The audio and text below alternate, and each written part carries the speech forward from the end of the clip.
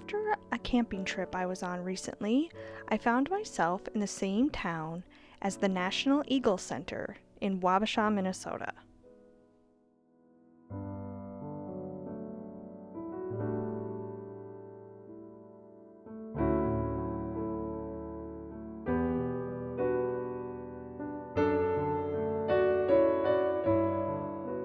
There's no better way to describe the National Eagle Center than with a few words from their website.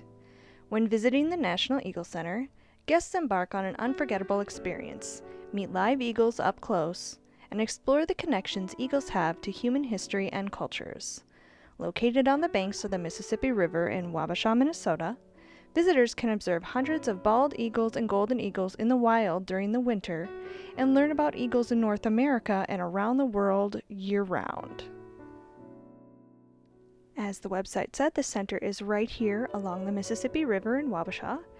Right outside there's this beautiful kind of patio area with a statue and some fountains. The statue is of a local indigenous figure who was part of the founding of the town, and there is nearby a little display that talks about the three generations actually of indigenous men of this family who played a part in founding the town and establishing its roots here right along the river. That's important history, I think, to acknowledge at any possible time we can. And it wasn't the last time that Indigenous culture was acknowledged and honored at the Eagle Center and in Wabasha, which I really appreciate. Right along the outside of the Eagle Center is this beautiful Pollinator Garden with lots of bee-friendly plants as well as butterfly-friendly plants, which was totally gorgeous to walk along as you walked up to the front door. So I thought I would let you all enjoy every inch of it.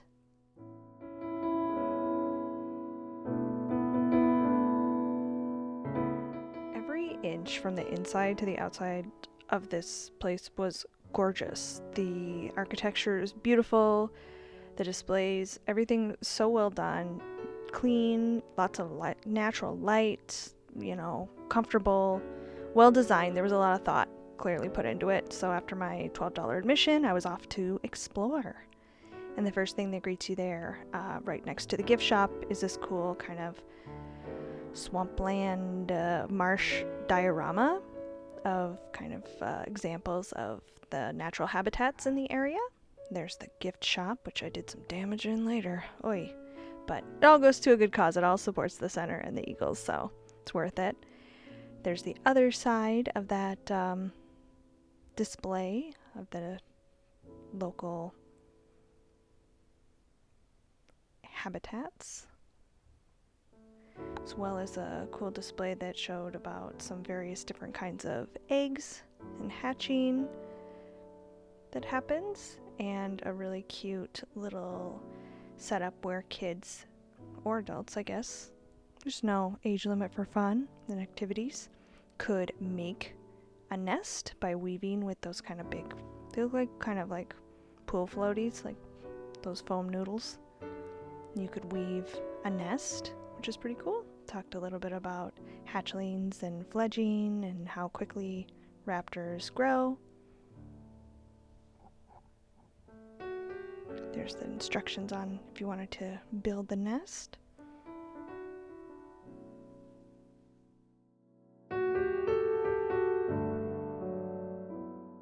What I was the most excited for was meeting their eagle ambassadors at the center, which they have 4 eagles and a red-tailed hawk that live at the facility, so 5 total raptors. In the room that's on the main level, it's like a glass enclosed room where you can see the ambassadors on display. There could be up to 3 of them. There was space for 3 in there. And I was able to meet all 3 there, and then later, at another more up close and personal experience, I was able to meet the 4th eagle. The hawk apparently does a show around 3 o'clock, and I wasn't going to be there that late in town, so something for me to look forward to in the future if I go back. This is the setup, so you can see how nice and close you are, and there is a person, an educator there, on location to answer questions and kind of talk about the birds and the center and their mission and what they do and all their work. So those were the three that I met. So is Raptor Center. Raptor Center is such an amazing asset because not only are they our vet, but their release rate as a rehabber is what sets them apart from the rest of the country.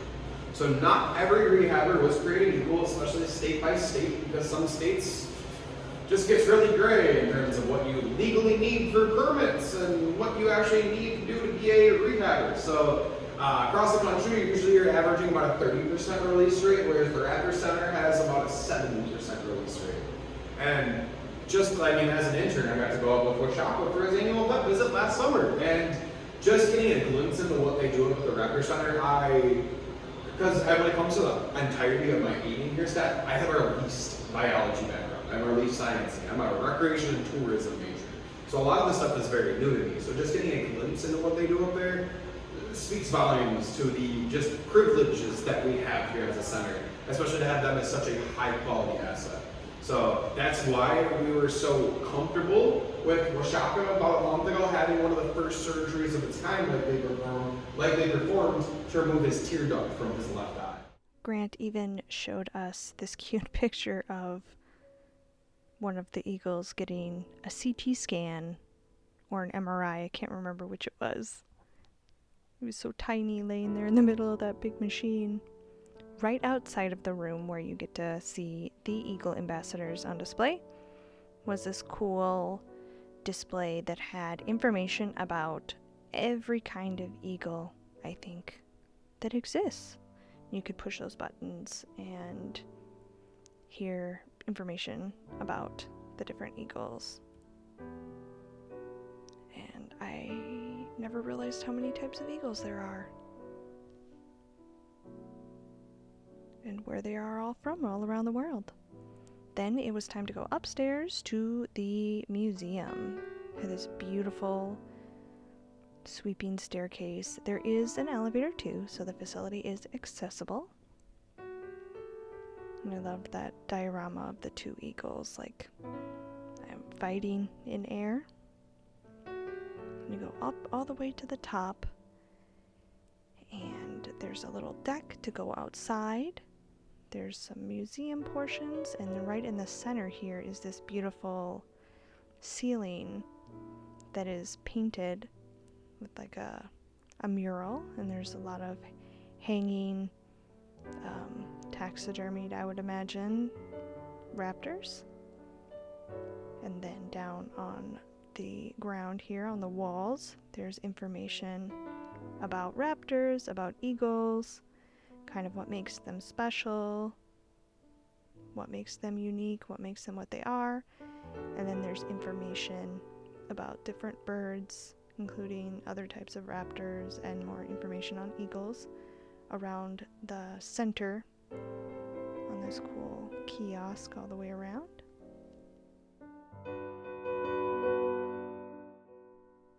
So before you get into the main museum and displays and things, the walls leading to the end of the floor here near the restrooms had some information on them about the timeline on eagles, where they were in the environment, how they were doing in their habitats, when they became kind of part of our culture as a symbol of our country, different things like that. I am really interested to drill into more on this lady, because apparently she was a whistleblower in DDT and its effects on eagles and nature, and the environment. So I bet there's an amazing story to be told there. So maybe I'll have to make a video on it. And then, of course, this fun fact that the Eagle Center was opened the same year that eagles came off of the endangered species list, which I thought was an interesting coincidence. Then more information on how you can be a better ally, a better citizen to the environment, ongoing threats that eagles and raptors still face, which, spoiler alert, it's us. We are the threat. We are the threat to everything. And as well displayed here in these strategically placed mirrors with flaps, who's the biggest threat to eagles? But also, on the converse, on the flip side, who could be the greatest ally to eagles and to nature, it is also us. So be the change you want to see in the world. And nearby, kind of up against the railing, were these great touch screens where you can learn more about eagles with these wonderful displays. And then I was on to check out the actual museum portion. Like I said before, I appreciated that there was a lot of nods to the indigenous people whose lands we were on and their part in eagle history and how the eagle was a symbol in their culture as well, and how much of a part of American culture they are. There was even a land acknowledgement, which I really appreciated, that we of course are on stolen land and sacred land, and that's the least we could do is stop and appreciate that fact. And this fact on this display kind of blew my mind, that Indigenous Americans are like one of the biggest subset of enlisted people. Like, I had no idea that. I had no clue. So that kind of seems like a fact that should be, I think, more widely known. So speaking of the military enlisted people, a big focus in the museum was on the use of the eagle and the symbolism in the military, and this kind of side of the museum showcased that quite a bit.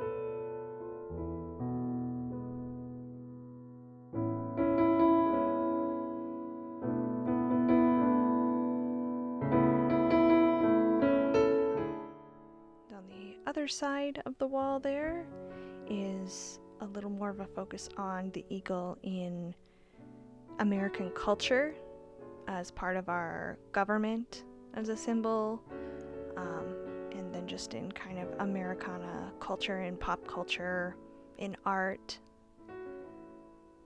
This was a pretty impressive collection of eagle related memorabilia.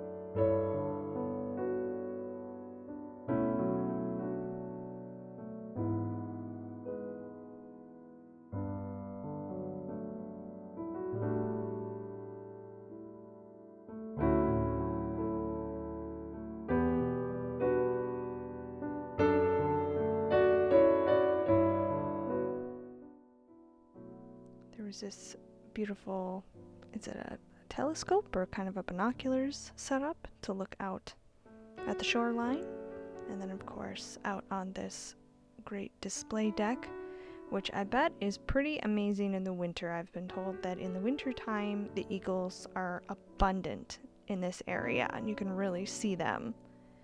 Probably for the lack of foliage, it makes it easier to spot them. But I would imagine this would be a beautiful observation deck to be on with a pair of binoculars, checking out the eagles as they soar and dive and sit in the trees and things. It was a beautiful but muggy day, the day I went, but it was still a gorgeous view.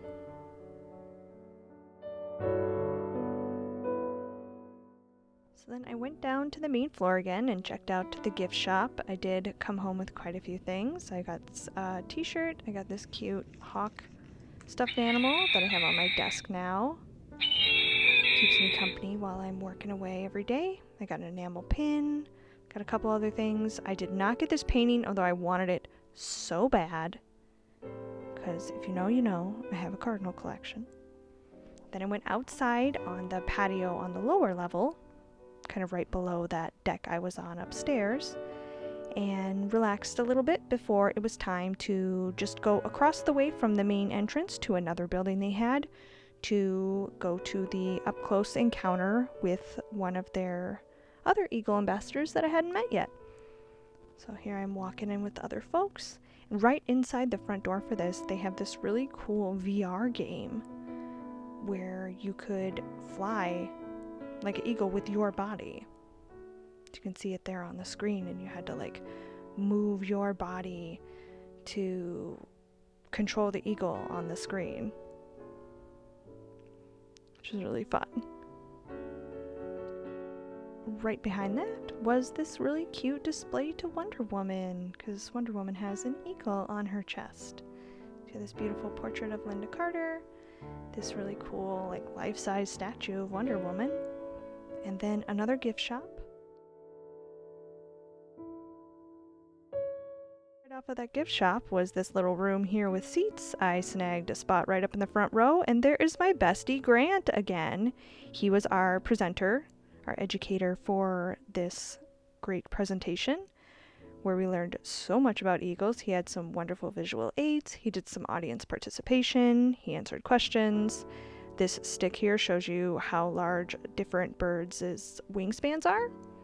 But the best visual aid was in that kennel there, and that was this lovely eagle. His name is Latch. And I didn't realize until I got home that I had these hilarious pictures. Very great presenters often are very expressive, which can end up with really funny photos. So I'm sorry, Grant, I didn't mean to do you so dirty, but they were so funny I couldn't resist using them. And in a surprise to no one, I am a turkey. So thank you so much to the Eagle Center, of course to our wonderful presenter Grant. Everybody I encountered at the Eagle Center was amazing. Go to their website, nationaleaglecenter.org, and you can learn more about the Eagle Center, plan a trip, check it out, support them. It's amazing. Thanks so much for watching. I'll see you next time.